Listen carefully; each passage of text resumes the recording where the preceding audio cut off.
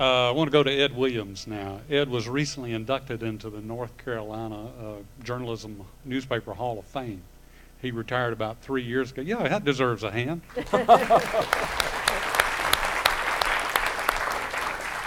He retired about 3 years ago, but 35 stands in my mind because he had the same job at the same newspaper for 35 years. He was editor of the editorial page.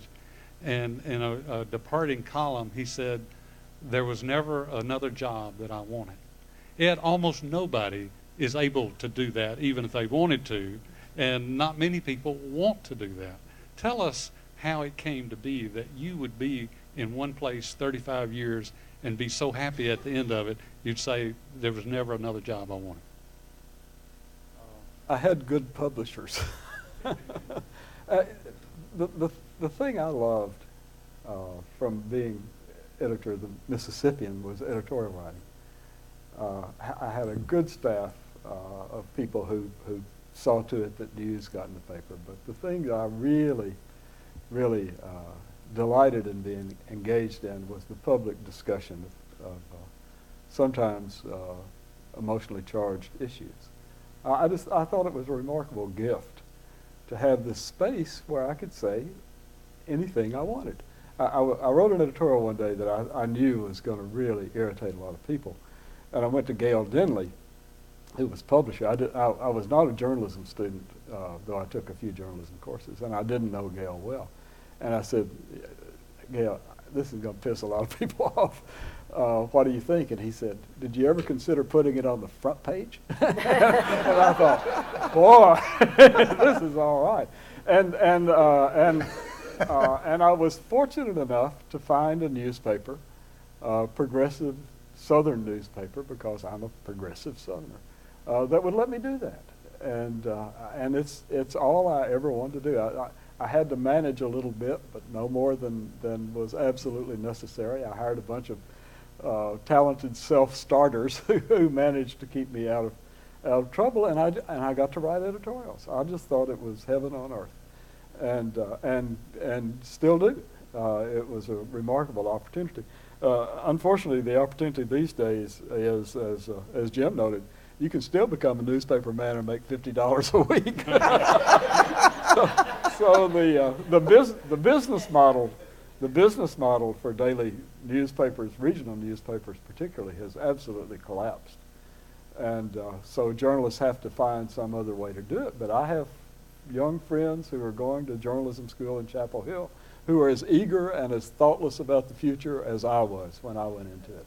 And so talented in a multitude of ways of communicating what they learn, and are enthralled with the possibilities of being a journalist. And I don't think that's ever going to change. We'll have to create some business models that enable them to maybe have a car and pay the rent, but still that thrill of being a journalist is still there. Ed, you made an initial unsuccessful effort to be editor of the Mississippian. You ran against John Corlew. I don't think any of us would have wanted to run against John Corlew. He was a marvelous guy. I'm sorry he's not here. And he was Big Sigma Nu. But they, in a time where if ever there were a campaign that's boiled down to its slogan, essence, that was it.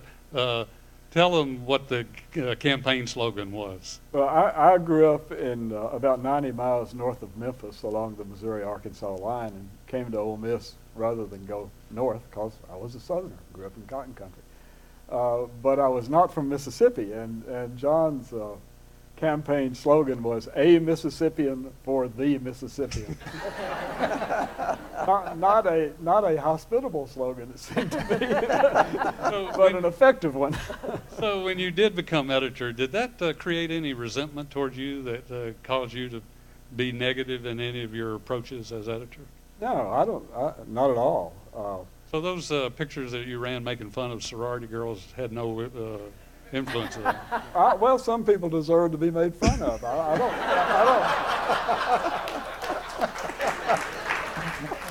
I think you, as a journalist, need to recognize that. Boy, it was fun.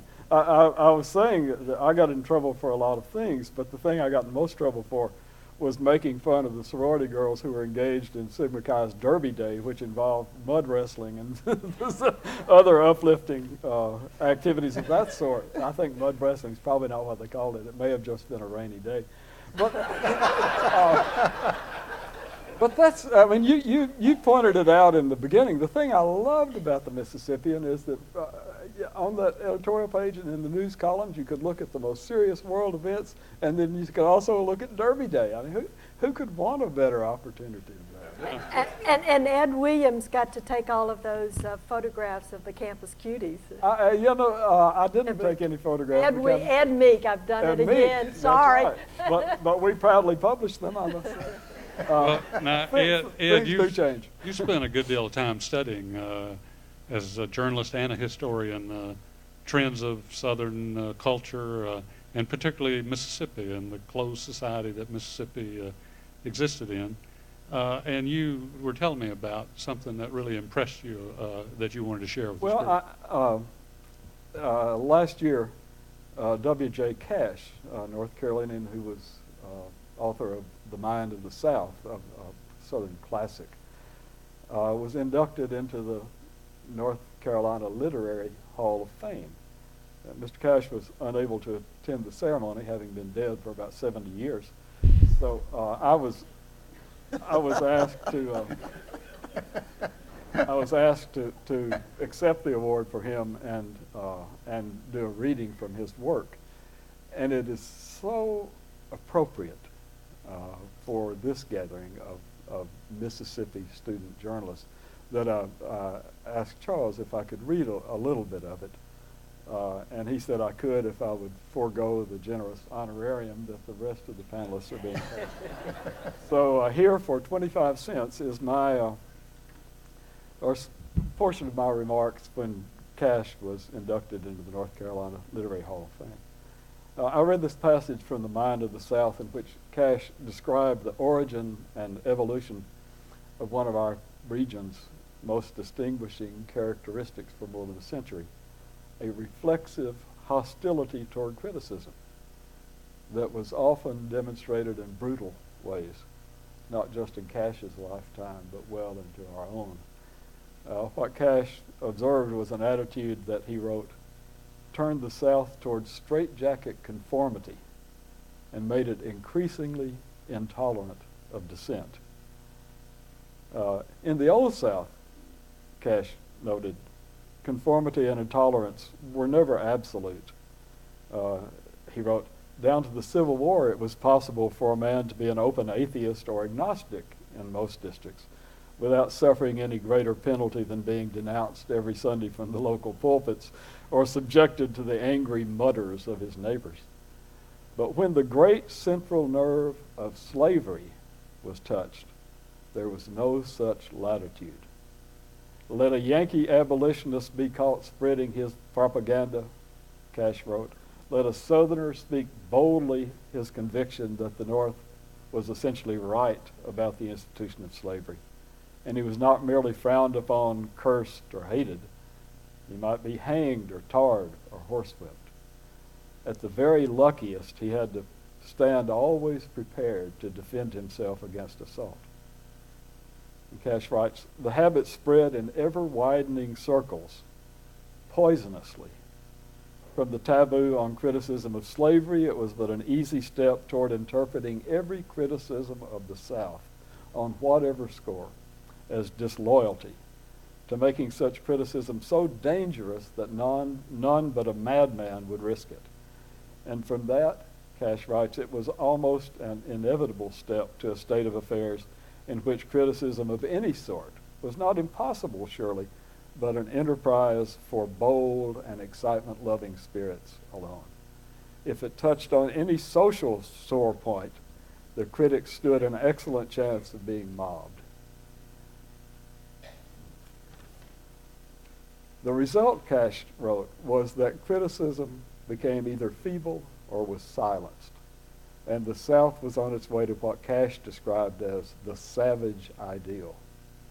Dissent and variety are completely suppressed, and men become, in their attitudes, professions, and actions, virtual replicas of one another.